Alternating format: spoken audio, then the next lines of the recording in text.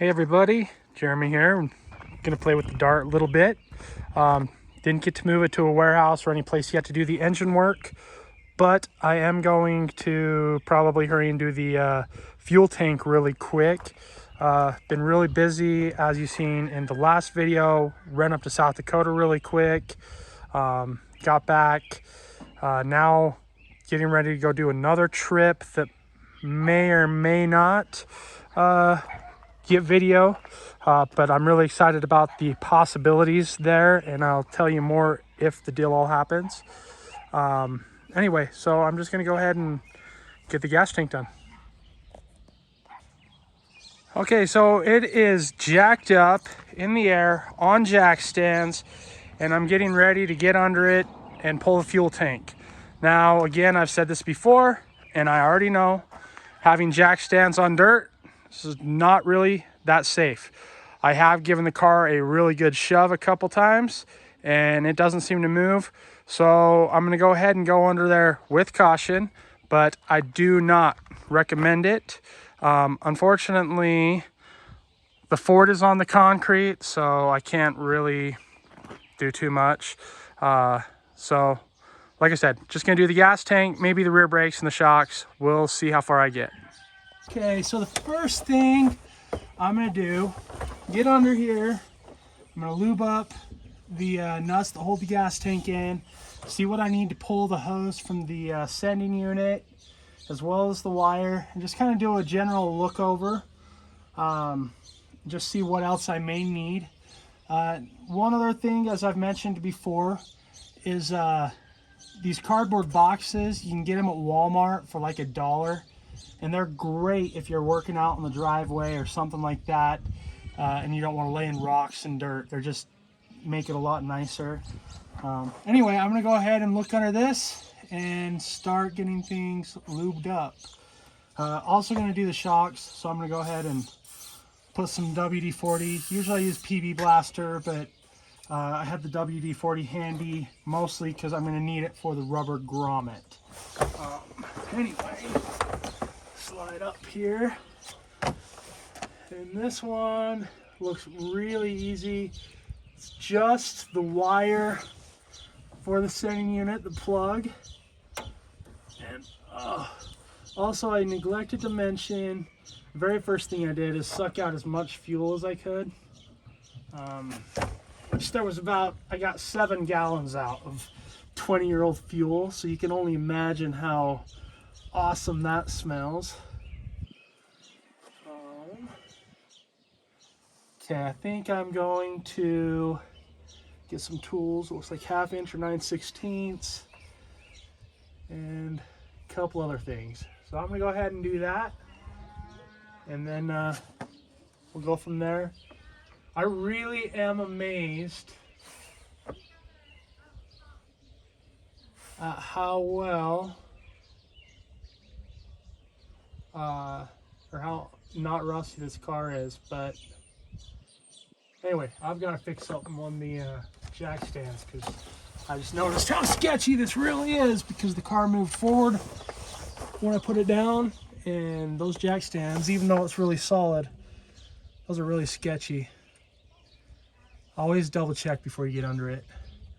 You know the phrase, do as I say, not as I do. Okay, so I've got the tools I think I'm gonna need. And most importantly, I repositioned the jack stands, and they're in a much better location where I feel a lot better about it. And again, did a big shake on the car, because you want to do that when it's on jack stands, when it's on a lift, anything, it doesn't matter. You want to make sure that it's not going to move on you, because that's not good. Anyway, so now I'm going to go ahead and pull the fuel tank. I'm just going to cut the hose because I'm going to put a new one on it. I was going to put a filter back here right by the tank, but since I'm putting a brand new tank in it, I don't think that's necessary. If you're using the old tank and just cleaning it out, I would suggest it, but at least put one up in front of the fuel pump and then one between the fuel pump and the carburetor. You always want at least one there anyway. I'll probably still put two, just for safety reasons, or you know, you don't want to mess the carburetor up or the engine with debris. So anyway, let's see if I can get some old gas spilled in my face. First thing, try to get this cable off, and it doesn't really want to move. I think it's probably been on there for what, 69, so 50 years.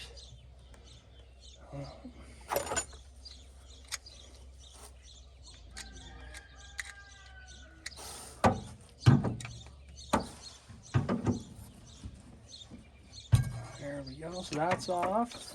I'm just gonna reach up there with a knife and cut that old fuel line.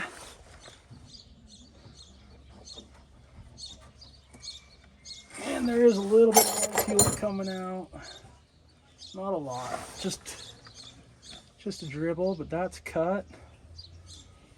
So it's look like they're probably half, but I may be wrong. Ah, man, I've got to back them off with a wrench. And they are 9/16. Oh, I am impressed how easy that thing is turning. Not going to complain about that at all.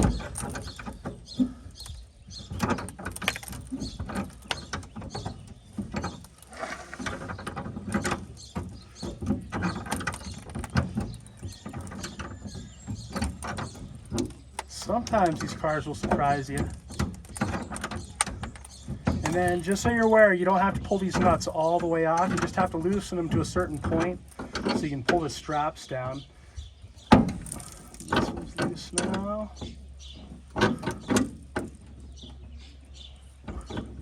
And on cars that are really rusty, this is definitely not a fun gig.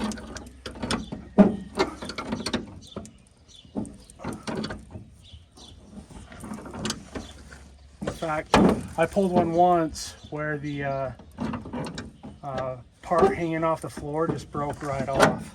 Let's see if that's even close. So close, but not quite. Oh, part of it is I'm grabbing the wrong one. Maybe.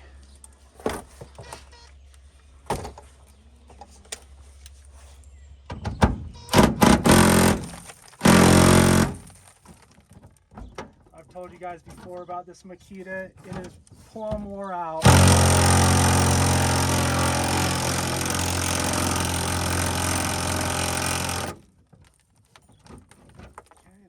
Good. This one I'm gonna have to use the ratchet though.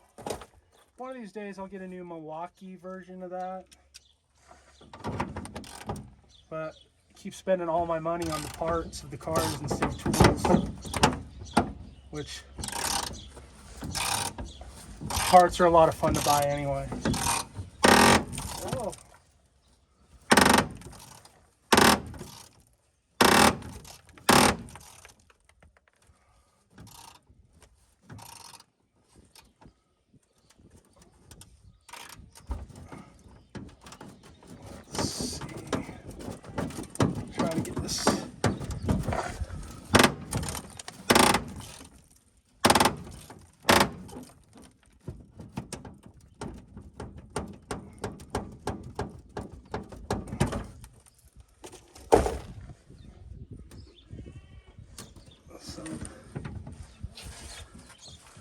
This one's pretty close to being able to come out.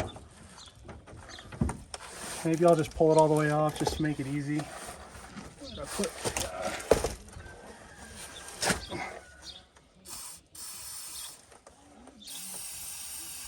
They both have undercoating on them.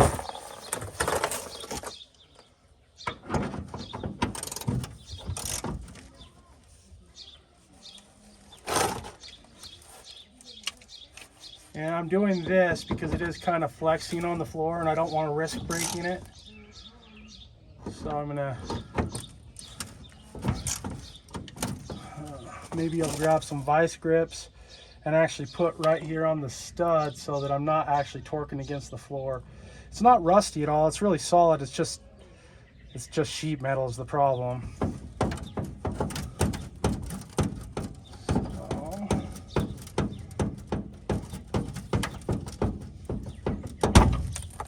Okay, I'm gonna go ahead and just time lapse the rest of it. I'll tell you right now, when you drop it, you've got the grommet and the fill neck up here, and you just have to kind of maneuver it out. You'll see as I do a time lapse. Anyway.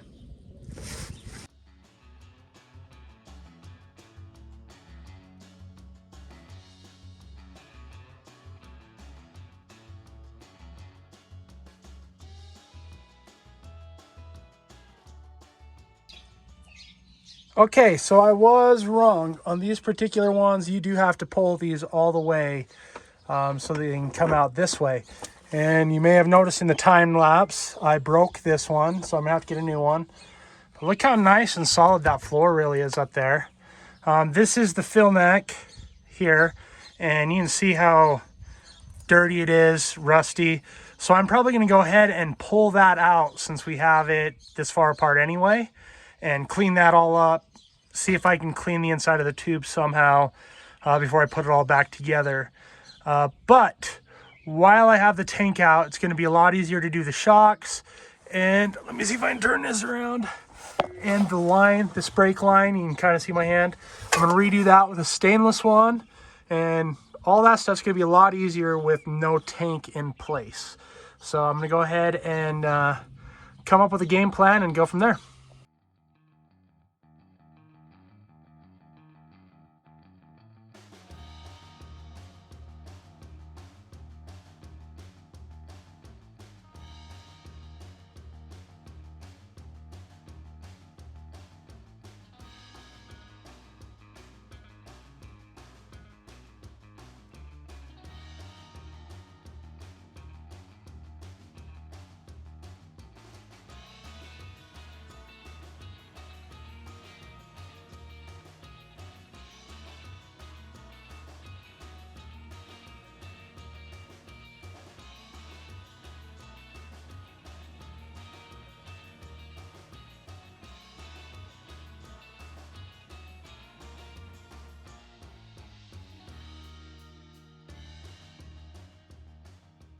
Okay, so I've got that piece cleaned and loosely reinstalled. I've still got the top loose so that I can mess around when I put the tank back in with the grommet and everything.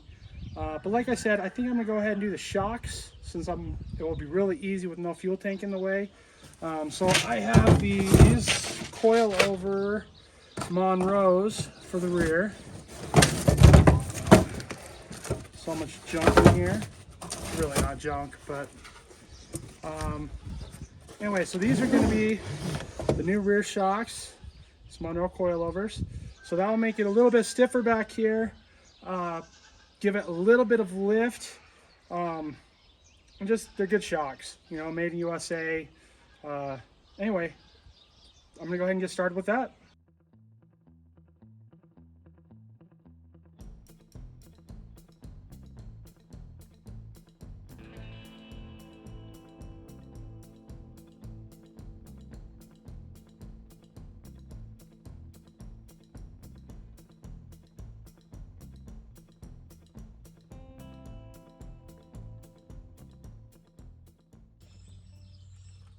Okay, the shocks are off. I'm thinking while they're off, I may as well do that brake line.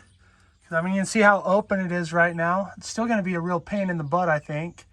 But I think I'm going to see if I can crawl my big tall butt right here and sit there and work on it. We'll find out. So these are the new brake lines I've been referring to. These two go from body to the calipers on the front, so you got a left and a right. And this is the one that goes from the body to the rear axle. And they are stainless, and then they just have these cool covers on them. I got these off of eBay. They look like they're really good quality. Cost me about 60 bucks for the set of 3 plus the hardware. Now I've just got to get the rear one off without messing up the lines, and then everything should go back together really easily. So I'm going to go ahead and work on that. So I am not sure how I got so lucky, but I actually got it out without breaking anything. It came off really smooth, actually. I'm surprised and very pleased. So back together it goes. And that line is installed. So nice. Ooh, look how nice it looks with those new coilover shocks. I can't wait to drive this thing. I think I'm gonna hurry and pull the rear brakes apart and see how bad they are too. Okay, so this is the old fuel tank, and as you can see, it's pretty dirty.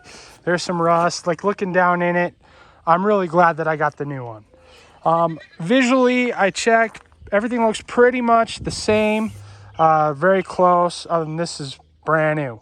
It did not come with the mat, and I didn't buy one. Luckily, I was able to kind of save the old one. You do want to put those on, otherwise you will be able to hear the tank. Furthermore, I got a new fuel sending unit, and this car does not have a vent system, or a return line, excuse me. The sending unit did. So basically I just put some vacuum plugs on it, and the one on the inside, I did put a hose clamp on it. I may on the outside as well, I'm not sure. The other difference is that's a 3/8 outlet, where the fuel line is actually 5/16. So I'm gonna have to run a 3/8 line from the tank to the body, which, I mean, it's not gonna make a big difference. You just wanna make sure that you clamp it down good. Now, when you're putting this all back together, I have seen where the clamps for the sending unit don't fit correctly right here, and so it allows leakage. So check that when you're putting it together. Make sure that isn't the case. I have used the original one before off of like the original tank, which you can see is right here. If you need to, you can do that. Then you've got the grommet. This is the grommet I mentioned earlier, where I need to clean up that other piece, and I'll spray that with WD-40 before I install it. That way it will slide on a little bit better. The other thing you can use is like Vaseline or something like that, petroleum jelly, and that will help as well. That just goes here. You want to put it in there first and then put it on the filler neck. I was hoping to have this installed tonight. However, like I said, I broke one of those bolts. I drove in, I can't find one anywhere. I went to the hardware store, went to the parts store. Nobody had one. So I ordered it off of eBay. It's 4 days out. As far as the rear brakes go, unfortunately, the kit that I've got has 2-inch wide pads, and I need 1 3/4, I believe they are. So pretty much gonna just put the tank together and then fix the fuel line up here in the engine compartment.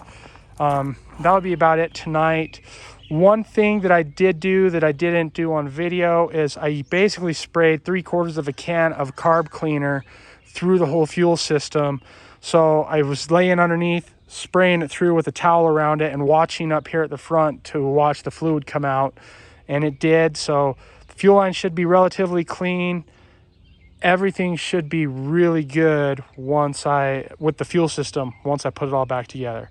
So anyway, I'm gonna get this tank back together, and we'll go from there.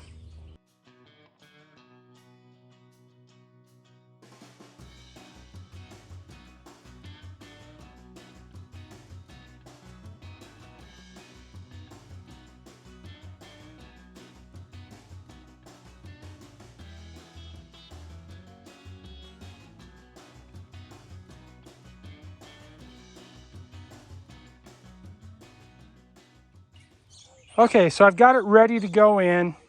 You can see I've got the grommet on, and I've got the fuel sending unit in. I had to do a little bit of persuasion to get it in, but it needs to be really tight anyway, so you're gonna have to do that. And then I'm just gonna sit this mat back on, just like so. And it's ready to go in. And I may clamp it in with the one bolt that I have, just so I can have it up in place, put a little fuel in it, and actually get the fuel system all hooked up. So that's kind of what I want to do. I really want to work on this car as much as I can when I can, because I'm leaving again on Thursday for another adventure. So we are learning together. I did find out the hard way that in order to put the tank in, you actually have to have this out, and then you have to feed this in, which is really hard because it's all tight right here. Plus you got the vent tube which comes down off this side and goes down into this little hole. Kind of a pain in the butt. Anyway, it's in now, and now I'm going to try to tighten it up and put some fuel in it. Okay, so I have the fuel system all hooked up. The tank is in with one strap, and now I've just got a siphon so I can kind of watch and see if it starts leaking down there. I can hurry and go pull it out. It's easier to stand back and watch than put the gas in and, you know, watch it or see after that you've lost half of it. I also finished the engine compartment fuel system.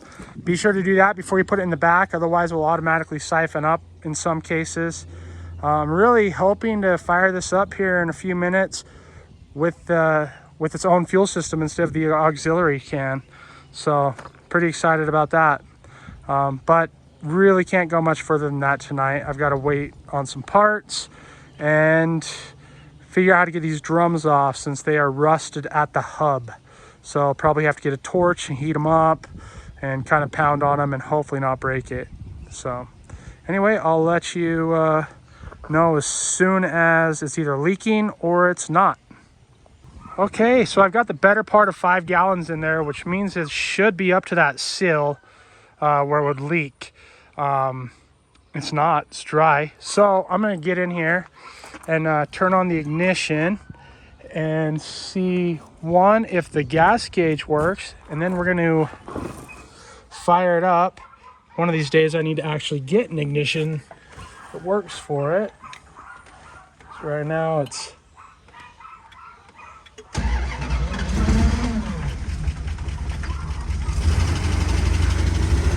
so the gas gauge isn't working.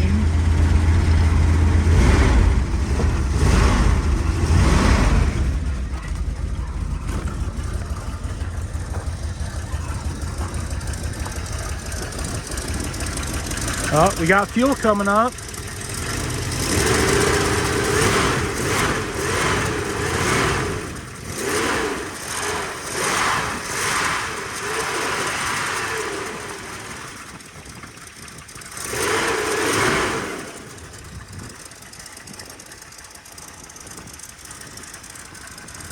Wow. Its own fuel system.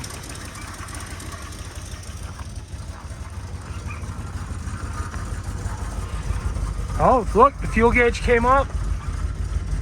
Shows I have a quarter of a tank. Still dry. That is awesome. There's some progress. Love progress.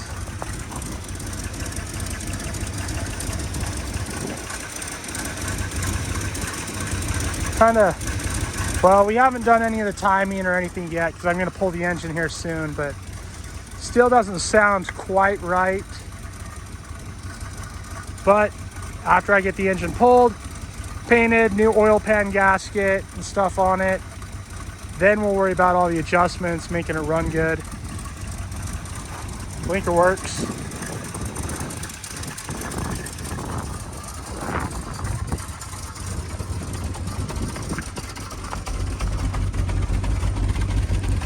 Rear blinker doesn't work. See, there's a little vapor out of the driver's side.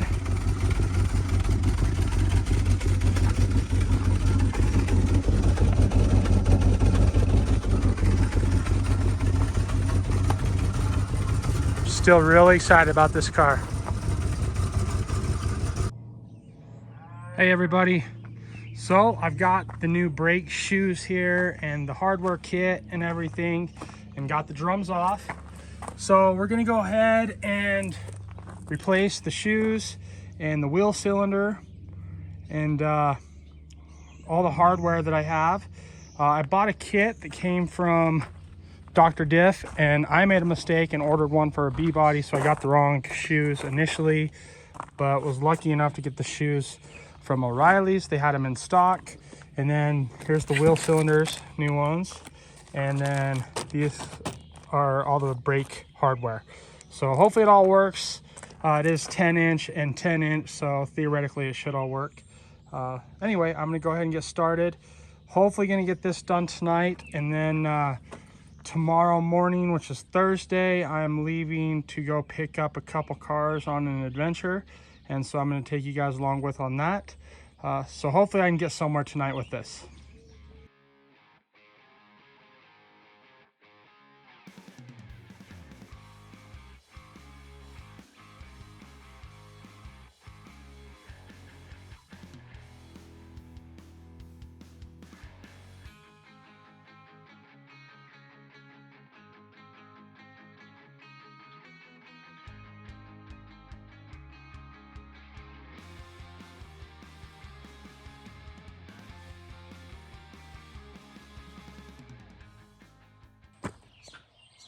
Okay, so we've got this one about done. However, like I said, I got the wrong kit. I got one for 2-inch. So we're going to have to go get new pins, which are these. So I'm pretty much done for the night. Like I said, get those ordered. I need to find somebody that will turn these drums since I can't find any. But anyway, as you saw in the video, I was struggling, so my dad had to come and finish. Part of the reason I was struggling is because when I pulled them apart, the brakes were actually missing a couple pieces and had some other things done to make them work. And so I was a little bit confused, and I was just having some issues. But my dad, who's been a mechanic forever, and anybody that knows him knows he is one of the greatest mechanics, he was able to come over and pretty much just look at it and fix it.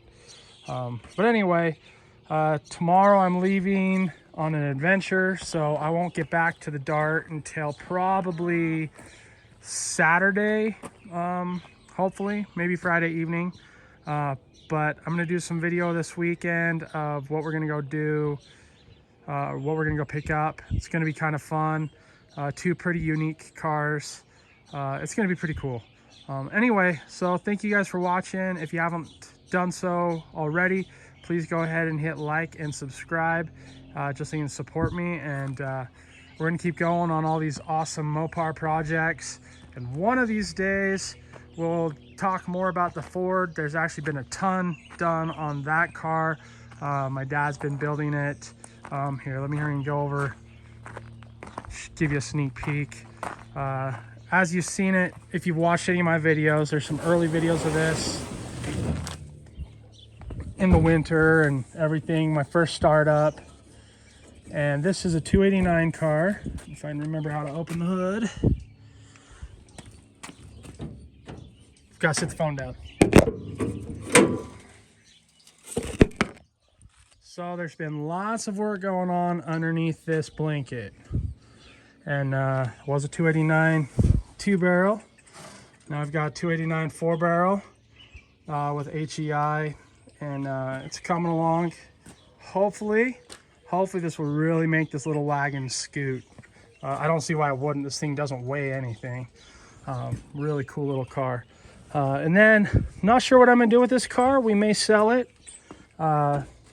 may keep it, but I don't know. You guys tell me what you think we should do. Sell it or keep it. It's a cool little 66 Ford Falcon Futura wagon, factory 289 car, which I'm told pretty unique.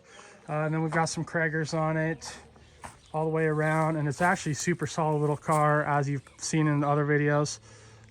Anyway, so again, thanks for watching and have a great day.